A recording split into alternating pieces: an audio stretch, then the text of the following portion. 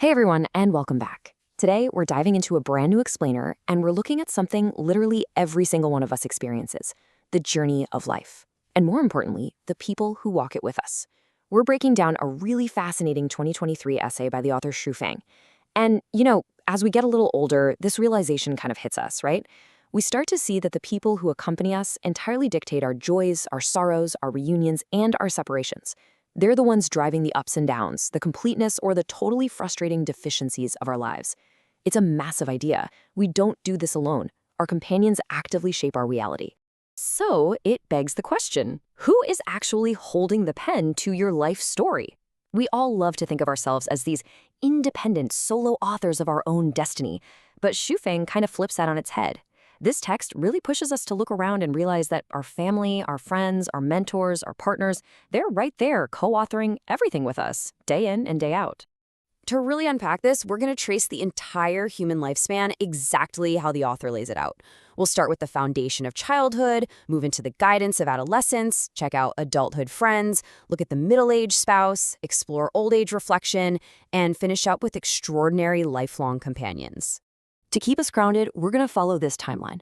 What's so brilliant about the author's approach is how they take these distinct blocks of time and map very specific types of companions to each one. So as we go through this, you'll actually see the primary source of your happiness, or sadness, shift from one defining relationship to the completely next one. Okay, let's jump right in. Stage 1, the foundation of childhood and the role of parents. We all start out in this incredibly vulnerable state, right? When you're a kid, your world is tiny, and your parents are the absolute center of the universe. According to the text, they are the very first source of our happiness or our sadness. They lay down the entire lifelong foundation for our emotional well-being. And the author points out a huge fork in the road here. On one side, having loving and understanding parents is framed as a pure, absolute blessing. But on the flip side, if parents just use their kids to, say, uphold family honor, or worse, use them as a punching bag to vent their own frustrations, well, they become the original source of sorrow. So this very first phase of life is either bathed in sunlight or shadowed by lack, entirely depending on the parent's perspective. Moving forward to stage 2, the guidance of adolescence and the massive impact of teachers. So as we grow, our world obviously gets bigger. We leave the house. During those super vibrant, formative teenage years, the text argues that our most influential companions aren't our parents anymore, they're our teachers. Take a second and ask yourself, who was that teacher for you? You know the one.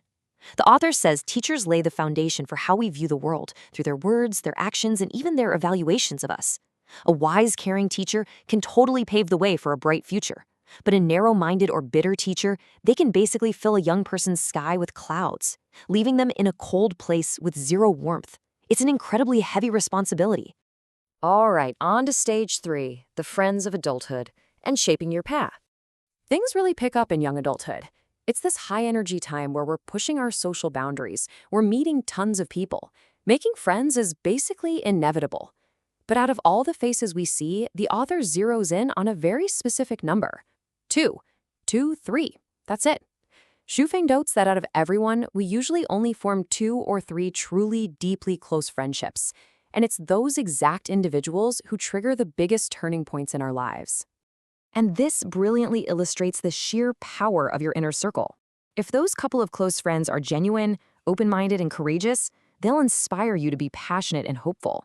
But if those 2 or 3 people are selfish, deceitful, or just carry a really dark mindset, the text says you're going to be dragged right into chaos. It can even pull you into immoral or illegal behavior. Literally, the friends you choose become the path you walk. Next, we hit stage 4, the spouse in middle age, the crucial companion. As the crazy whirlwind of our 20s and 30s starts to settle down, we hit middle age. The pace of life might steady out, but the stakes, they've literally never been higher. The author calls the spouse the single most important companion in life, and the contrast here is so stark.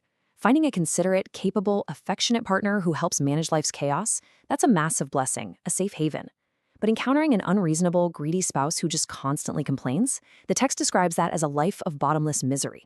A good match is a sanctuary, while a bad match is an unrelenting trap. To really grasp how heavy this stage can get, listen to the author's own words describing a negative marriage.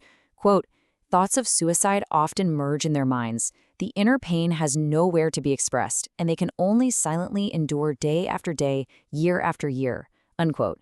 That is just a profound, stark acknowledgement of how trapped someone can feel when the most important person in their life brings them sorrow instead of joy. Let's move to stage 5, the reflection in old age, which the text calls the final scenery. This stage definitely takes on a softer, much more melancholic tone. Physical strength fades, illnesses quietly creep in, confidence kind of diminishes, and as all of this happens, the people around us unconsciously start to drift away, leaving us highly dependent. In this final chapter, the way our children treat us becomes what Xu Feng poetically calls the final scenery on the journey of life. If your kids are filial, meaning they're respectful and genuinely care for you, it's an immense blessing. But if they're unfilial, the author says that physical and mental suffering literally seeps right into the aging parent's marrow and nerves. And Xu Feng doesn't hold back on describing how devastating that is. The text states that with unfilial children, quote, "The journey of life concludes in a state of calling to the heavens without response and crying to the earth without answer." I'm just going to let that sit with you for a second. It's a brutally powerful reminder of our ultimate vulnerability at the end of the road. But wait, we have stage 6, extraordinary lifelong companions, saints, bodhisattvas, and angels. So the explainer does not end in sorrow. At the very climax of this philosophy, the author reveals there's a whole other category of companions. People who transcend the timeline altogether. You could meet them when you're a teenager or when you're 80. So what's the crucial point here? How do we define them?